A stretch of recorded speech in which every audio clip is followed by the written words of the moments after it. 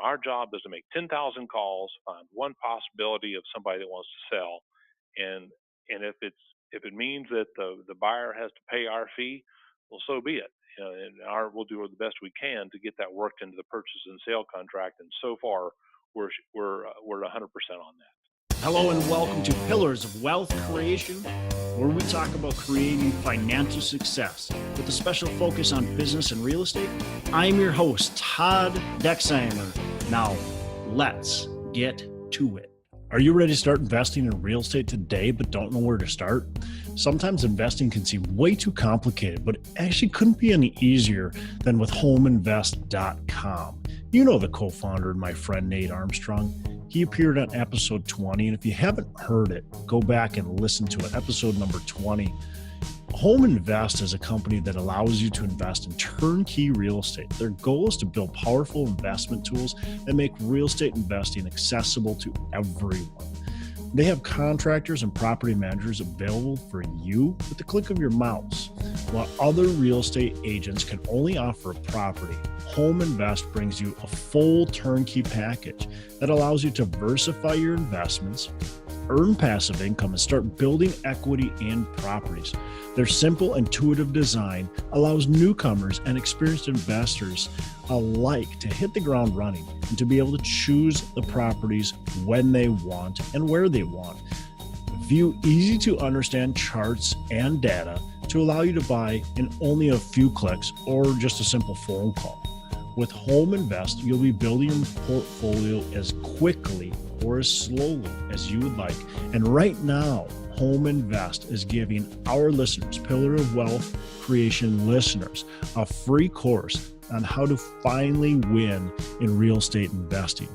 So go to homeinvest.com/pillars. That's homeinvest.com/pillars to claim your free course today. Hey, welcome back to Pillars of Wealth Creation. I'm your host, Todd Dexheimer. With me, I'm excited to have Ken Silvestri on. Ken, how are you doing today? Great. Thank you for having me. Awesome. Well, I appreciate you joining us. And a little bit about Ken. He is with the Silvestri Real Estate, and they are mainly an apartment broker out of Lexington, Kentucky, selling commercial. So Ken, he started real estate in 1990, started selling real estate, was a rookie of the year out of over 700 agents.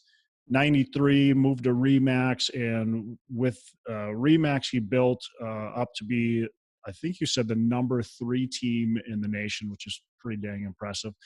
And then starting approximately 2008, you started selling apartment buildings. And since then, I know you and your team have really taken off with apartment buildings and essentially have a pretty good grip on the market. I would say you guys are somehow involved in, well, I don't know what the exact percentage is. You might know, but a really large percentage of the apartment transactions in the Lexington market.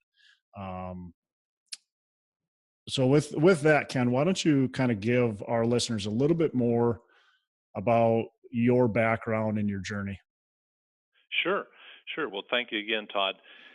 So 1990, that was the year we started real estate. And primarily what happened is we went to a seminar, and the guy said, here's how you become the top agent in a city.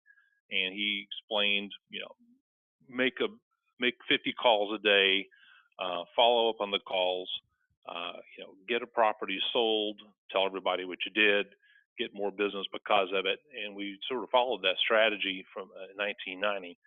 And then, and I think it was 1994, 3, I forget what that year was. We actually sold, I think it was 342 homes. And so my job was to really get the listing, get it sold, and move on. And then so we built up a great reputation in town, and so our name has been out there. And then my partner decided he wanted to continue in residential, and I decided I really wanted to go commercial. So I sold him. This was my partner in the residential side. So then in '98, we had a fellow from my church call me and said, "Hey, would you sell this, this apartment building for me? And it was like, sure. And my gosh, that was the most exciting thing, because this 96 unit apartment building we put on, I don't think it was the internet somewhere. We advertised it, and all of a sudden, it was a whole new breed of quality people we got to deal with. We weren't talking about the color of paint in a bedroom, but it was, just some great motivated buyers that were coming from all over the country, and that was it. I knew I was never going back. All I wanted to do from there was just continue to sell apartments, and that's sort of was the beginning of our apartment career. That's good. So that was in 1998, you think about? 1998. That's Okay. right. Okay. Yeah. Awesome. Awesome. So you've been doing it for quite a while. So now, like I said, you guys have a good majority of the market. When I see the properties that are sold in the area, your name is all over a lot of them, whether you're representing the buyer or the seller, somehow involved.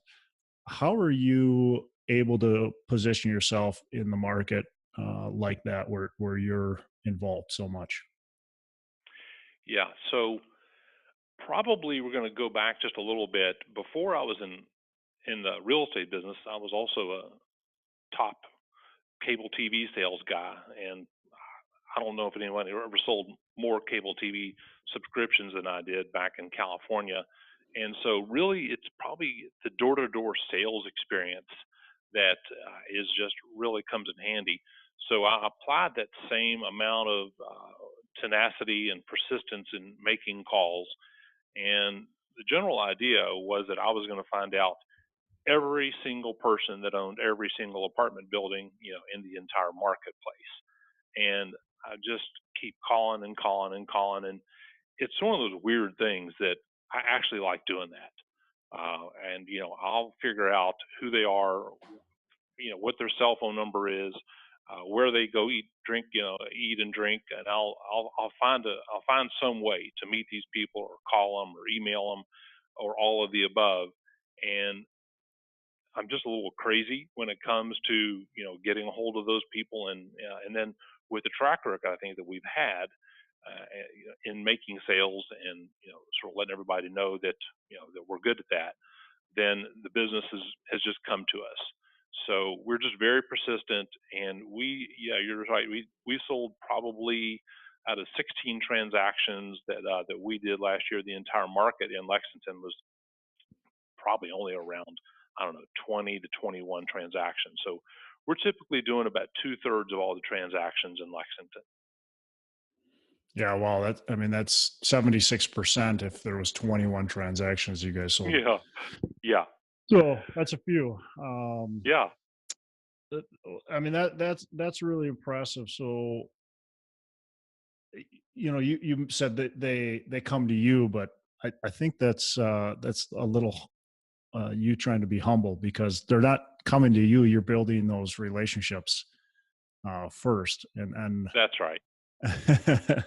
so they don't just knock on your door. It's about persistence. How often do you think you call and contact a seller prior to them saying, "All right, Ken, let's see what we can get for this place"? I know it varies, but It's fun because one of the I have two just extremely fine young gentlemen that work with me at the company.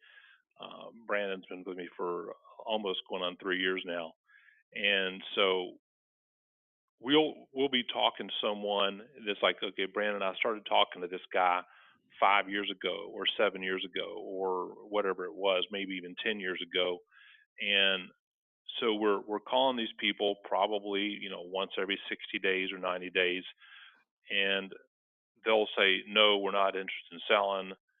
No, forget about it. No, stop calling me. But we're just like, okay, and so we're always asking them also, well, are you looking to buy properties? And we're trying to just also add value to their properties. Like, okay, do you know about this technology where you can sub-meter the water? I'm making suggestions on things they can do that we're hearing about. So we're trying to really continue to build a relationship. And like there's a deal we're working on right now where we've explained to the guy, even though he's been telling me no for over 5 years, that we have somebody that's willing to pay him a ridiculous number, and that we're going to be able to help him find a 1031 replacement property. And he's like, okay, let's do it. So I would say it's probably 5 years is the amount of time that it takes to go from no to yes on our average transaction, and that's the truth. Hmm. And Yeah. that sounds, daunting if you're first beginning, but you guys have been doing it for so long that it's just a reoccurrence. I'm assuming. So, what do you do? You said some people say, "No, leave me alone, don't call me." So, what do you do when people are very persistent in saying, "No, I don't want to talk to you anymore"? Well, I'm thinking of a couple transactions where we know that the person said no repeatedly, and then we would say, well, what if you got this number? Would you consider, if you could get that price and you could do a 1031? Or they might say no, but then what happens is that we ask the questions like, is there a number that you would be willing to sell for? Is there a way that you would consider doing a 1031 or whatever that might situation be? And what we have found is that the people that are buying uh, and making improvements to properties also are the ones that tend to sell the most. Whereas the properties that have been held by someone for 10, 15, 20 years, those those sellers we still haven't broken through.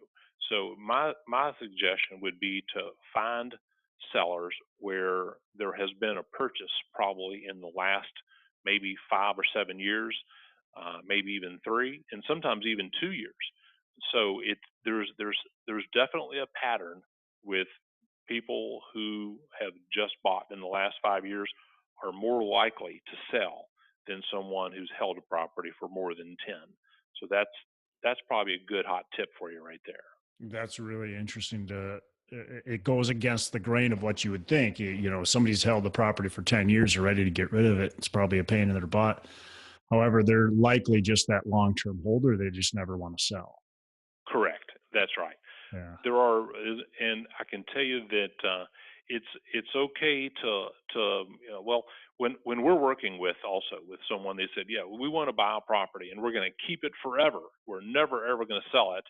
My suggestion is you never tell a broker that, because it's a really bad idea, because we like to know that you're going to keep it, improve it, make it a fantastic property, improve the community, and then we as brokers get a chance to sell it again in 5 years.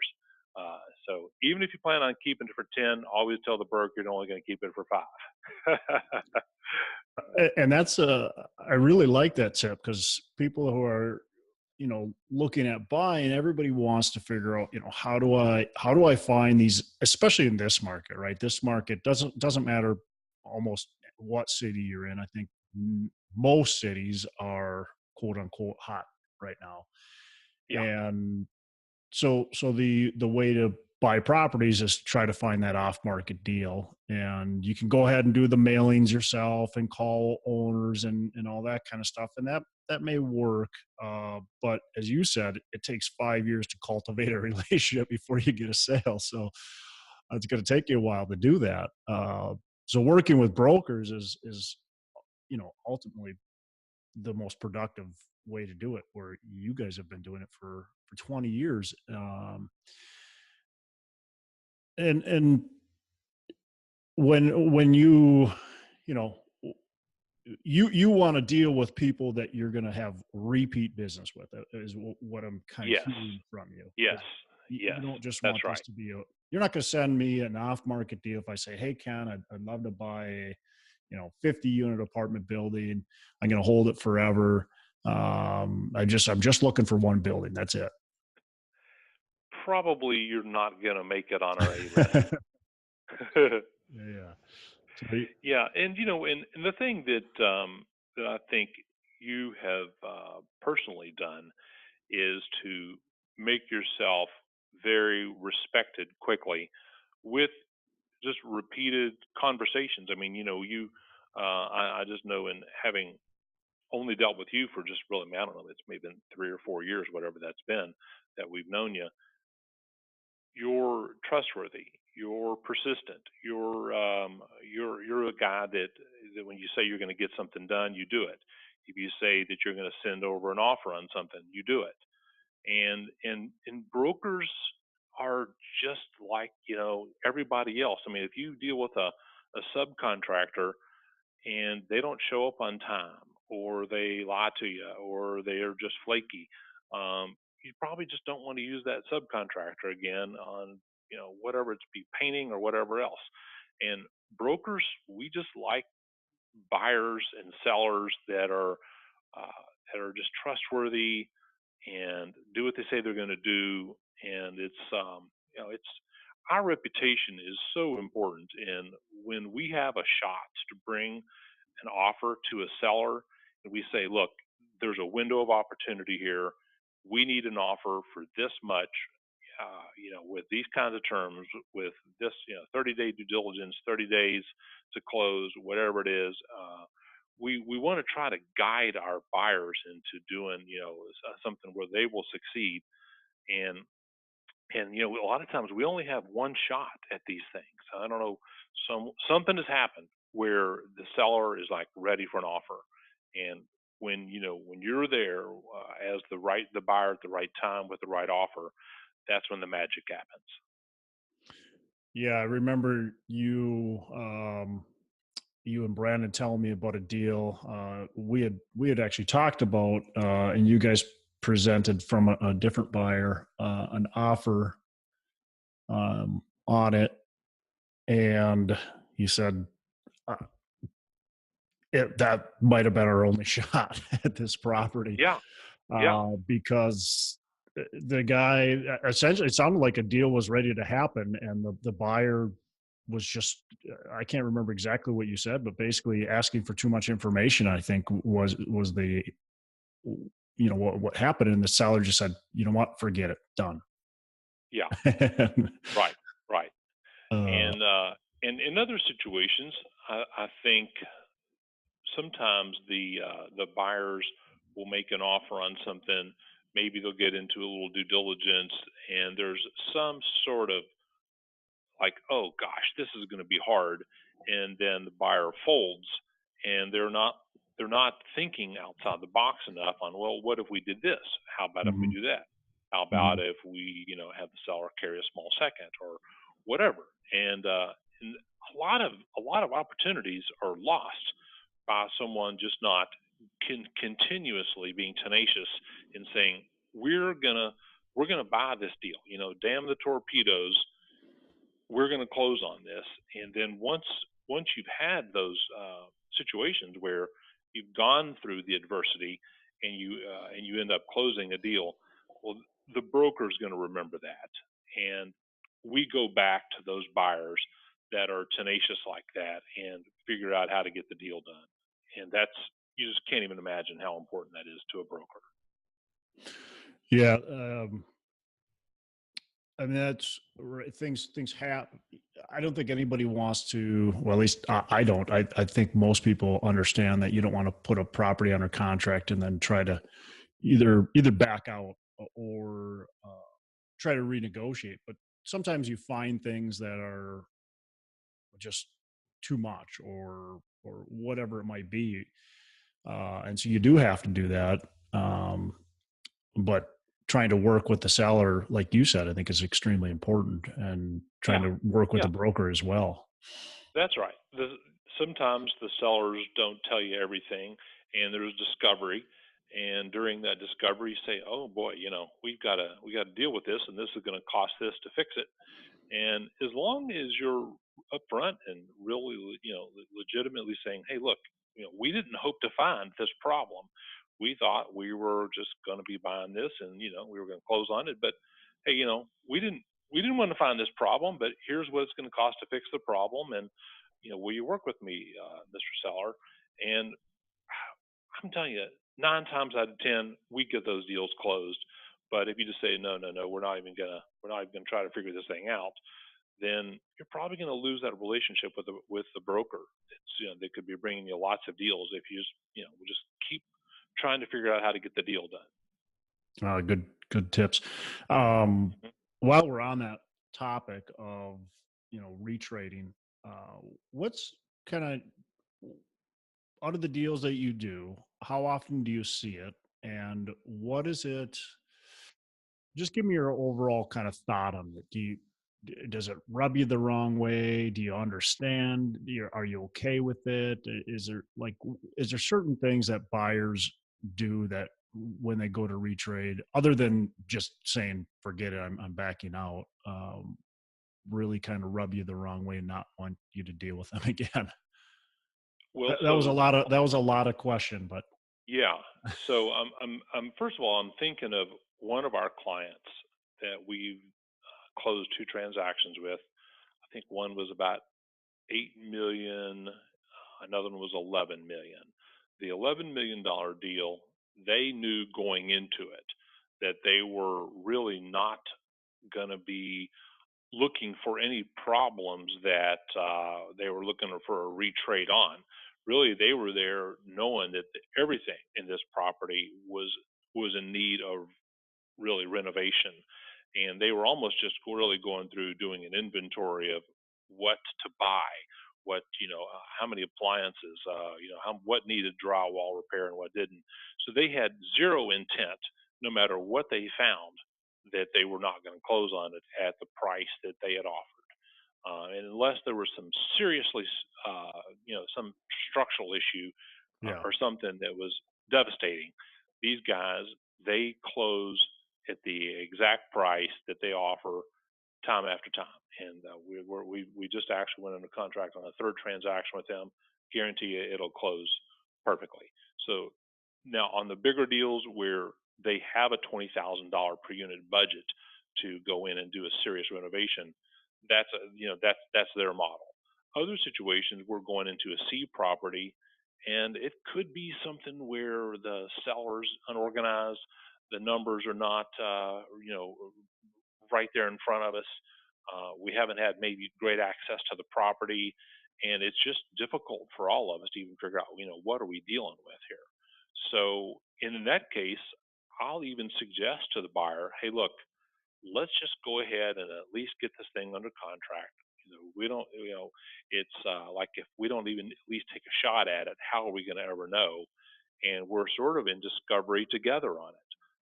And as a broker, a lot of times also on these off market transactions, I don't have them listed, so I do not have a fiduciary responsibility to the seller. It's not like a listed property. I'm just saying to the buyer, hey, look, let's make an offer on this. Let's figure out what's going on.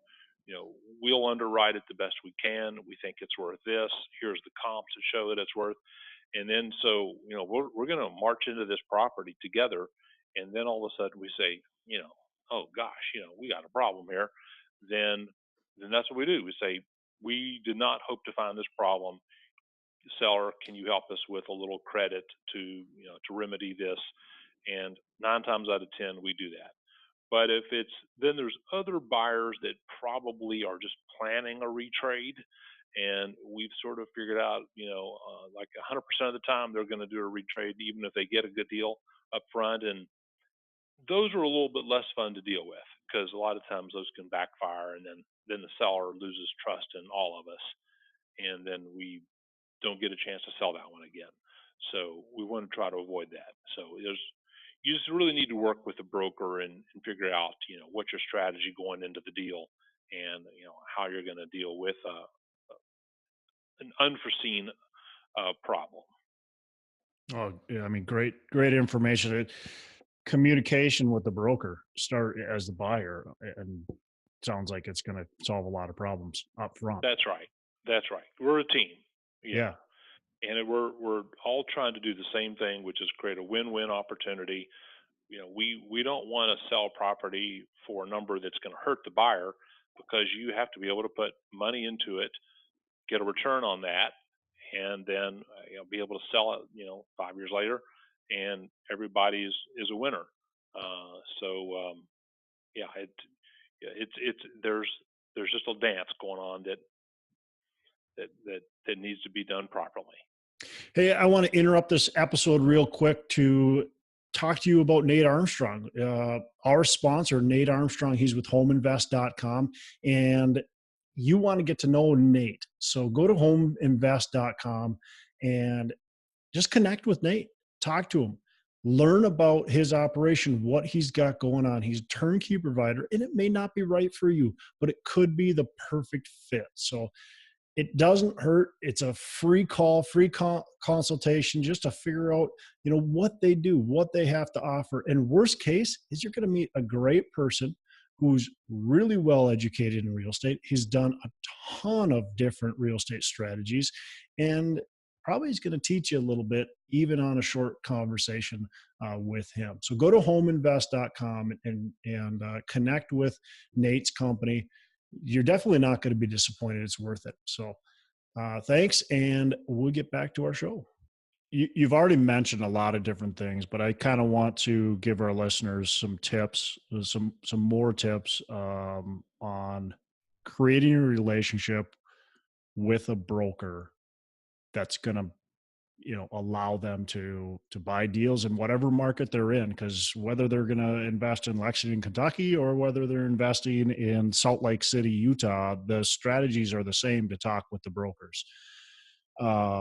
So what are some tips that you can give to our listeners on how do I best approach a broker and then keep that relationship without being annoying? Because I don't think you would want a phone call from me every day for an hour a day. I think you'd get sick of it Right. pretty quickly. I don't think you'd be bringing me deals. You'd probably be blocking my number.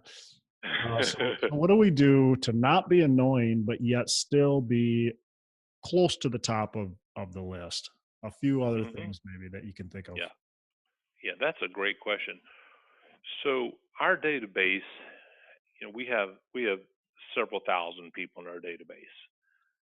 But what's interesting is that there's a reoccurring favorite buyer status that we have. And we have like a board in our office.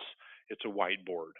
And if you make it up on the whiteboard as a buyer, then that means that one, we really trust that you have the financial capability to buy a property. And it doesn't really matter whether it's a million or 10 million or 20 million, but and it's sort of funny. A lot of times we get calls here every day, and they say, yeah, we want to buy in Lexington. Okay, great. My first question, I say, look, my name's Ken. How much cash do you have? And I mean, that's my job, is to find out how much cash do you have available for your next investment. Yeah. So tell the truth to your buyer, to your broker. Like, look, this is how much cash that I have, and I'm willing to leverage this up here. And if I've got 500,000, I'm comfortable going to 2.5 million, whatever that number is. Oh, and by the way, I've already been to XYZ Bank, and I have a relationship with this bank, and they said they're happy to lend the money. And as a matter of fact, if you want a letter from the bank saying that they've already got my financials, so make it very easy for the broker to sell you to the seller. If I call up a seller and I say, hey, look, I've got a nice young fella, he's got $500,000. I've got a letter from a bank, and he really wants to make an offer on your property for 2.5 million, and we think that's probably the right price. If you think it's worth more, give us a counter offer, give us the financials, and we can maybe we can come up, whatever. But the main thing is make it easy for the broker to sell you to the seller, and financials and knowing what your cash position is, knowing what your experience is a good start. Next is we need to know how are you different than the other buyers that we're talking to. Maybe it is that you're willing to do super fast due diligence. 14 days rather than 30. Maybe you're willing to go hard with a deposit after some short period of time, or even immediately on contract acceptance. So look for some way that you can set yourself apart from the other buyers that are out there. Also, if you're if there's a way that you can meet the broker, come to their office, sit down, understand what who they are and what's going on, understand that. If you're going to be going after a particular property, for goodness sakes, go shop the comps around that property and really know that property, so that you do have the damn the torpedoes attitude that I'm going to buy this thing because I know where the other properties are. I know why I'm going to buy this property. I know how I'm going to do the value add. I know what it's going to be worth when I'm done because I've shopped the comps, and that just makes the broker feel even more confident that, by golly, this young buyer knows what the heck they're doing. This is going to close. So anything you can do to assure that the broker is going to have credibility with that seller, credibility with bringing introducing them to an off market deal, because these relationships we've worked on for years, and we just do not want it to be blown up by someone that's going to make us look bad. This is our little home here, and so we want to continue to build the reputation. Is that a good start? That's a pretty solid start. Yeah, good tip. Um, how much is too much, and how much is enough as far as Okay, communication? so yeah, back to that question.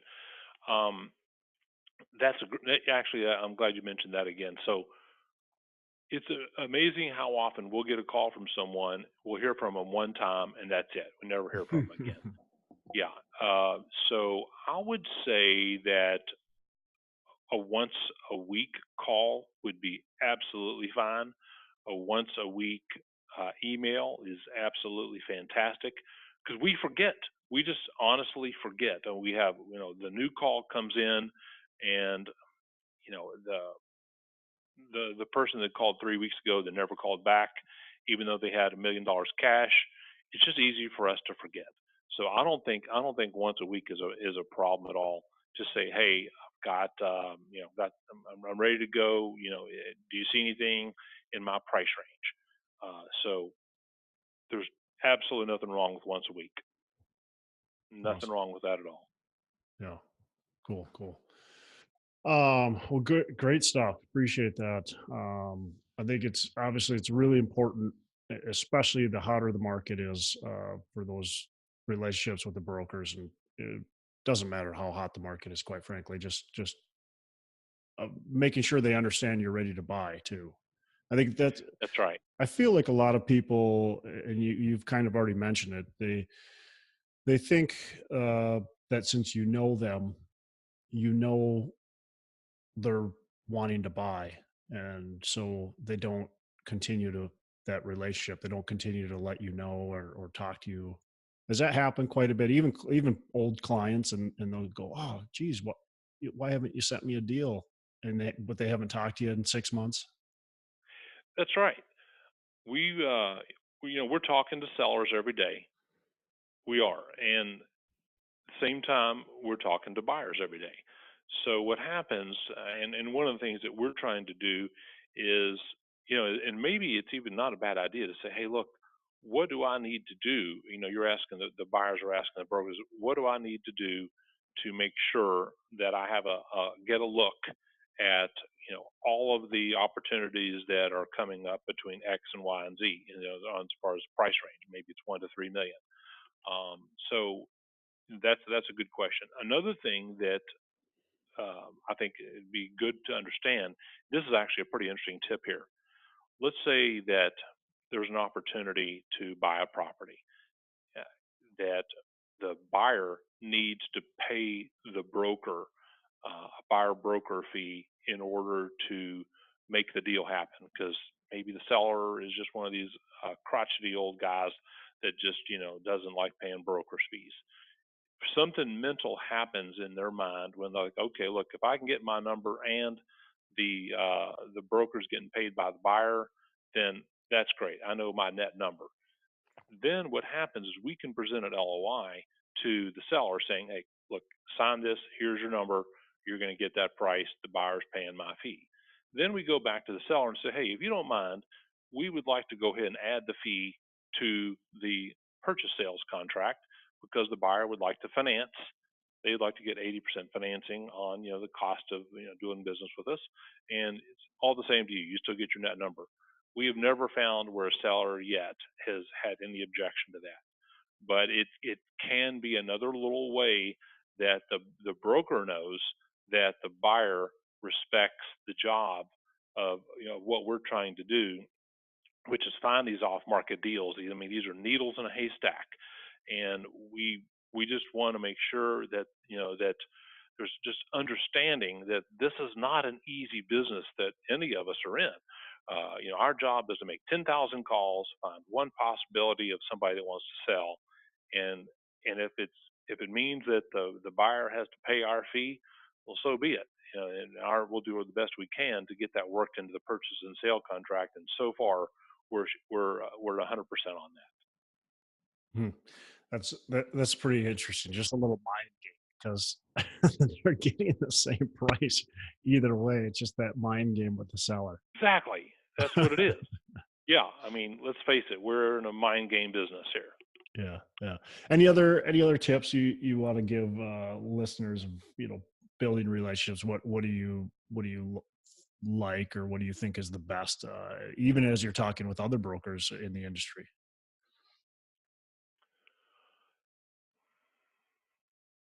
I just think that there's just a certain amount of trustworthiness Hmm. that just takes time to build that.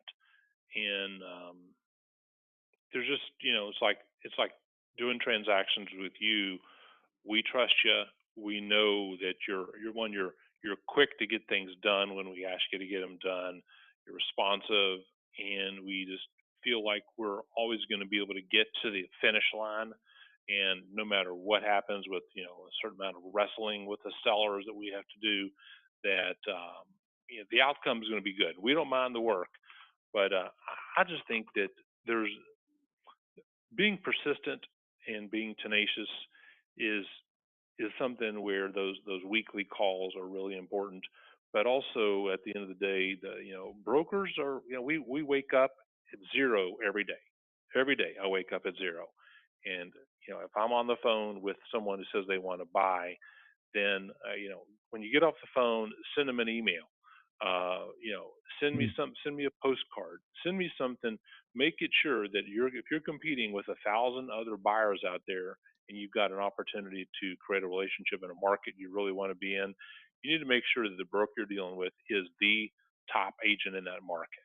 Who's doing more than 50% of the transactions in that market, and how long have they been doing this, and who are the bankers that they're dealing with. Make sure let me introduce you to bankers that I know are going to get a deal done for us. Let me introduce you to the attorneys that are going to make the process simple. We have all those connections, and if you'll ask us to go ahead and sort of get your team ready to do a transaction here, then it makes us feel very comfortable that, hey, here's a professional that's going to buy apartments, and they've got the right banker, the right attorney, and let it. So we just you have to sell us that you're really serious about making sure that this transaction is going to happen, and then it's going to happen again and again and again. It's easier for us to do multiple deals with one trustworthy buyer and seller. So I don't know if you know this. This has just been a selfish episode for me. I'm just trying to pick your brain to try to get on your whiteboard. I want to be that top. I want to be that top name on the whiteboard. So You're on there, man.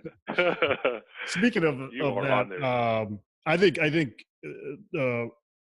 referrals from brokers, and really honestly anybody in the market, but referrals from brokers. What I do is when I first came to Lexington, I think you were one of the first people I called, and I asked for referrals, and then I asked those referrals for referrals. But I mean, some of the referrals you've given me, like the attorney, for instance, this last deal that we did, it probably wouldn't have gotten done, at least done the way I needed it to get done, if it wasn't for that attorney that you've referred 100%. me to. So 100%. Yeah.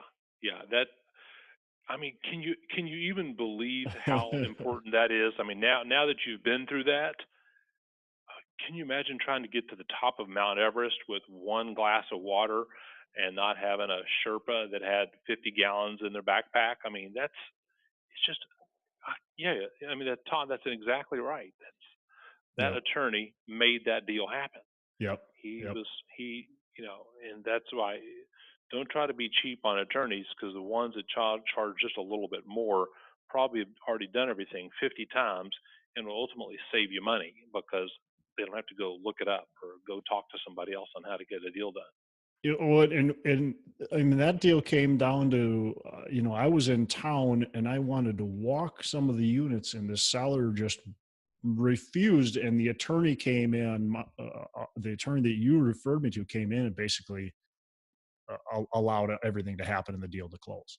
So Right. Yeah. just, I mean, just having that right attorney can be huge. Having the right relationships is most important. And so, It is. That broker like you that has that's been in the market forever um, knows those types of people. So, um, awesome. So I want to talk about a couple more things before we wrap up. What are three key factors to your success or your team's success? well. In 1976, became an Eagle Scout, and the Scout laws are trustworthy, loyal, helpful, friendly, courteous. All those kind of things. There, you probably heard the Scout laws. So, one is first and foremost, we want to be trustworthy, and we want to be respected, and we want to maintain the number one position.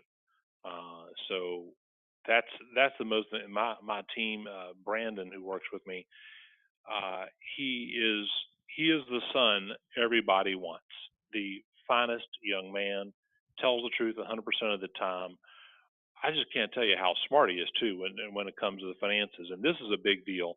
Is I really don't enjoy spreadsheets and Excel and all the running the spreadsheets like you smart guys do. I enjoy making the calls and Yeah, building the you're relationships. the communicator, right? Yeah, You're yeah. the relationship Uh, guy. our business actually doubled since we brought on Brandon. Doubled. Hmm. And that's because he runs spreadsheets with one arm tied behind his back. And he also comes from a management side, working for one of the largest REITs in the world with over 100,000 apartments, MAA. So, he really understands the business. And his degrees in finance. And I'm just telling you, it's amazing to have that, and I'm sure you've enjoyed working with the finance side. Hmm. So, and then the third person we just brought on, he's also from the apartment business, and he's like this guy that just digs into the little details and keeps digging and digging and digging and finds and helps me find sort of actually calls to make. So that has been a big part of our business now too, is that we're expanding our business into Louisville, Kentucky. And as a matter of fact, we just put a 200 unit property over there just recently. So we're expanding our business for that. So I think one is is the team that we have is probably is centered on respect and trustworthiness. And second is that we really value the relationships that we have, and we would just do anything in the world never to hurt anyone in a transaction. We want everybody to win, and we would rather not do a transaction than have somebody get hurt. We're going to tell you the truth just right off the bat, whether it's and let the I mean if it's a bad cap rate, we're going to tell you it's a bad cap rate, but here's the upside.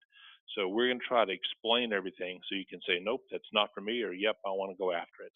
And it's interesting how we have all these different buyers, but there's just sort of a flavor for everybody, and that's our job is to sort of put buyers on the left side of the board, sellers on the right side of the board, and try to figure out where the lines are going to be drawn to connect those people. So we're really just super connectors. That's our job. Yeah, you're not gonna sell me the chocolate bar when you know I like the fruit candy, right? That's right. That's right. Yeah, like transaction I was telling you about in Louisville that's under contract right now. I guarantee you the cap rate is not 4%, but the price per door is ridiculously good, and they know that the buyers know that they're going to buy it for, let's just call it 30 a door. They're going to probably put 25 a door to 30 a door in it. So they'll have 60 in it. But guess what? It'll be worth 90 to 95 a door when they're done. It's the right location. It's just a property that's it's had a cloak over it for years, and it just needs to have a new sheriff in town turning it into a jewel, and they can double the rents at this property. So That's a heavy lift. heavy lift, right? Oh But gosh. so that's not for everybody, right? No. But once I talked to the old man that owned the property, he said, "No, it's not for sale." I said, "Well, what if I could get you this price?" He said, "Hmm, I am getting pretty old. Maybe you better get that to me in writing." And so, yeah, so I said, "Okay," and I knew exactly who the buyer was for that Yeah, was going to close on this transaction. yeah. So, so that's the thing is when I talk to somebody, a seller, and I say, aha, let's see, what do we got here? Okay, this is a $4 million value add. It's probably a 7.5 cap on a bad day going into it. I think I'll call Todd. Todd will close on this one here. So we start with something that's gonna well, the end in mind. You begin with the end in mind, saying, "All right, this only needs five a door, and we're going to get a 20% return on this one." So I sort of know, who's that right buyer most of the time. So we only have to make one call. Um, so last question before we wrap up. What are your three pillars of wealth creation? Three pillars of wealth creation. Hmm.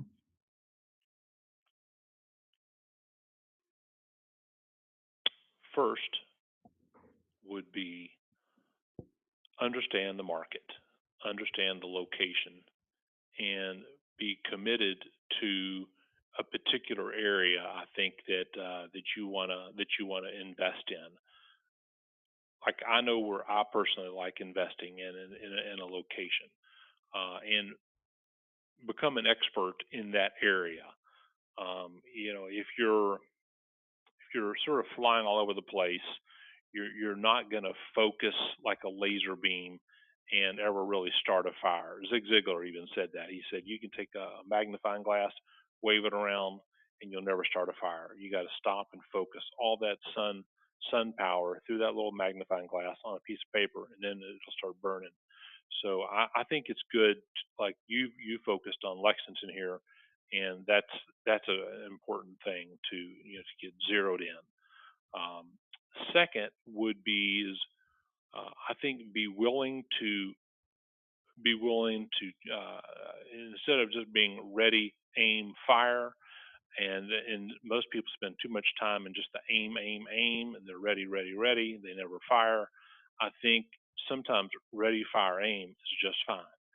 So be willing to summarize the information you get very quickly from brokers and take action. Um, you know, it's uh, there's nothing to be said for when a broker's talking to a buyer or seller, and especially a buyer, and they say, look, you give me the numbers on that, and I'll have an offer to you within 24 hours.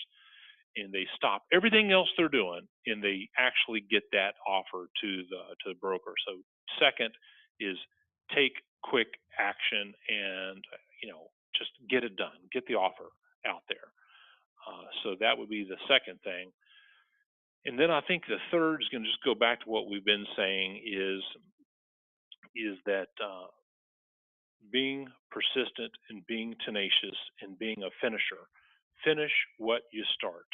Finish what you start, and just keep pushing and pushing and pushing until you get that thing accomplished that you set out to do. Don't move on to the next one. Get it done. Finish it.